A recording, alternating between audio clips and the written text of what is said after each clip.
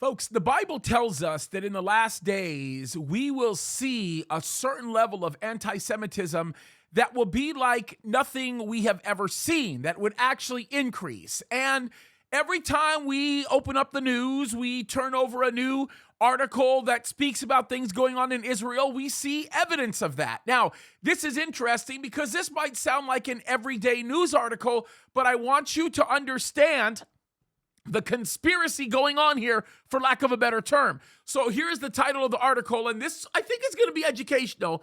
It says, Hezbollah establishes observation posts on the border with Israel. Now, to be specific, they have established roughly 15 observation posts, and they are saying that they are not observation posts, but they are owned by an environmental NGO, non-governmental organization. Now, what is even more interesting about this is the IDF is making a very important claim, and it is significant. Let me read to you what they're claiming, but before we do that, let me read the first part of this article so you can understand what's going on. It says, in another sign that things are heating up on Israel's border with Lebanon, the Iranian-backed terrorist organization Hezbollah established at least 15 new observation posts on the border in recent weeks.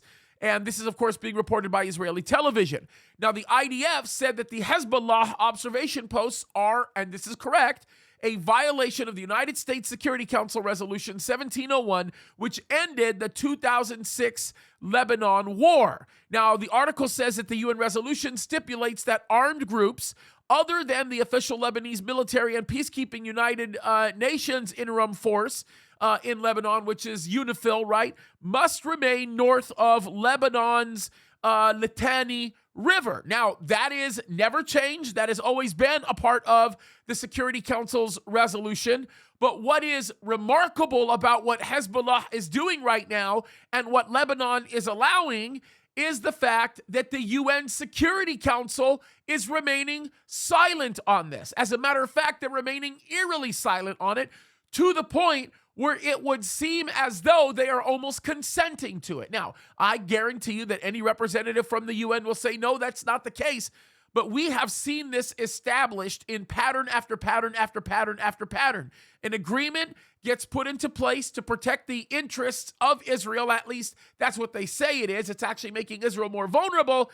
And when those resolutions are actually violated, well, then they're not really doing anything about it because they, in essence, agree with the violation of the resolution. Folks, the world is turning against Israel, and eventually God is going to not only stand on their behalf like he is doing right now, but he is going to show himself strong on behalf of the nation of Israel. We are watching this, and I want this video to be a reminder to you that God will bless those who bless Israel, and he will curse those that curse Israel. And I can just tell you this right now, if I am on a sort of a fighting match and the person I'm supposed to fight against is God, I'm not fighting. And I'll tell you why, because I'm going to get my proverbial butt kicked. And God is the one who is always going to win, so it's a good idea not to fight against God. This story is a terrible one, but it's going to end up being terrible for Hezbollah. It's going to end up being terrible for Lebanon. It's going to end up being terrible for Iran. It's not going to end up being terrible for Israel because Israel's going to win because God's on their side. Make no mistake about it, folks. Stand tall and remember where God is and whose side he's on, because this one is going to be an exploding powder keg, but it's not going to be Israel, folks. It's going to be the enemies of Israel, plain and simple. And don't forget, Jesus is coming soon, so we shouldn't be surprised this is happening. God bless you guys.